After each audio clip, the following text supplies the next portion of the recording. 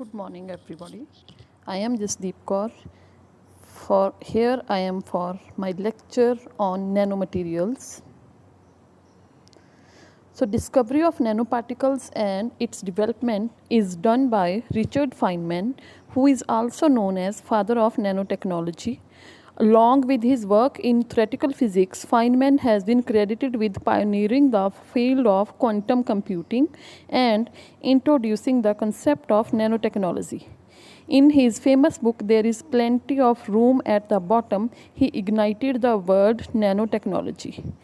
In the same line, K. Eric Drexler is a visionary scientist and engineer thought as one of the founding father of nanotechnology. He is also known for being the driving force behind the concept of molecular nanotechnology in 1980 and its potential benefits for human. Now, nano means 10 raised to power minus 9 meter means it is 1000 millionth of a meter. Here are few comparison based on these nanometers. Water molecule which is 0.275 nanometer and a red blood cell which is approximately 7000 nanometer wide. Strand of hair which is human hair is about 80,000 to 1 lakh nanometer wide. This is the chart of various quantities based on the nanometer scale, which include glucose, protein, DNA, virus, cell, salt grain, tennis ball, polymers, quantum dot, gold, nanoshell, dendrimer, liposome, and micelle. These are the quantities which you can describe on the basis of nanometer scale. Now, this is the classification of nanomaterials, which includes 4 dimensions. 0 dimensions includes sphere and clusters. 1 dimensional means nanorods and nanowires. Under the category of 2 dimensional, nanofilms and plates are falling, while nanoparticle constitute 3 dimensionals. Now, what is so special about nano means how they differ from the bulk materials. Nanoparticles often have different properties than bulk materials. In order to make their application in many fields, they are having increased surface area, which results in higher reactivity as well as quantum confinement effect. Quantum confinement effect which alter the electrical and visual properties due to confinement of electron. So in diagram we can say that with the both top down as well as bottom up approach, we can get nanoparticle. From top down approach, from the bulk material we will get powder and then nanoparticles, while in bottom up approach, from atom then they get clustered and in the end you are able to get nanoparticles.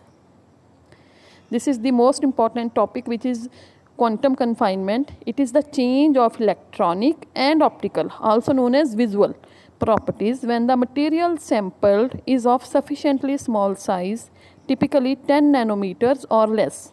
The band gap increases as the size of nanostructure decreases.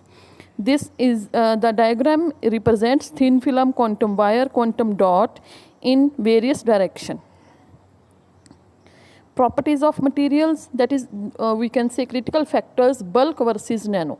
So thermal properties, in case of bulk these are very small, like heat transport and S by V, surface to volume ratio, and for nano size these are very large.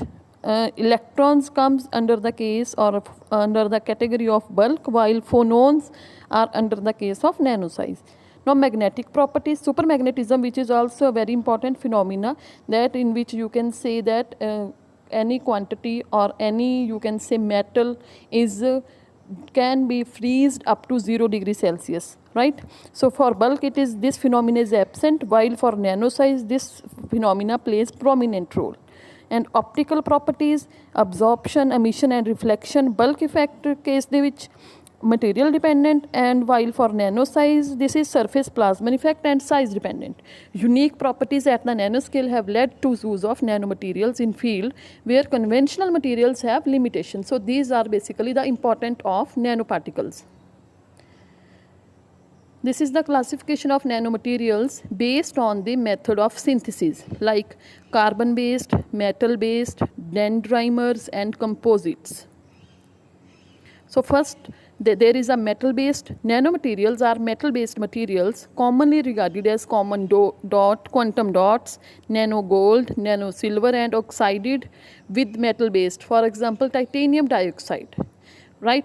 And metal-based nanomaterials are mainly used in biomedical and pharmaceutical industries. Carbon-based nanomaterials are contain carbon, and they are found in morphologies such as hollow tubes, ellipsoid, or spheres. Third one is composite. Composite are combination of nanoparticles and other materials. Nanoparticles such as nano-sized clays are added to product ranging from auto parts to packaging materials to enhance mechanical and thermal properties. Dendrimers are branched components that form polymers and whose surface exhibit chain ends, suited for chemical manipulation as tools used in biomedicine with application as anti-cancer drugs. So this is all about nanomaterials.